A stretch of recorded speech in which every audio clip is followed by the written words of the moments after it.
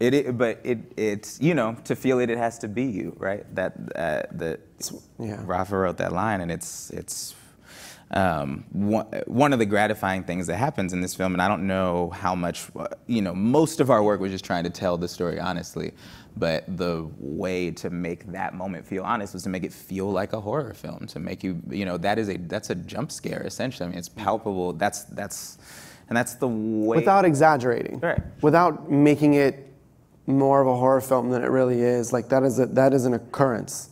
Cop turns around, follows you, throws the light on, decides what to do, and in this case moves on. But like that, we didn't want to dramatize it in any way other than Colin's lived experience in that moment. But it is, you know, it's an interesting thing because I don't know any black person who doesn't know that feeling.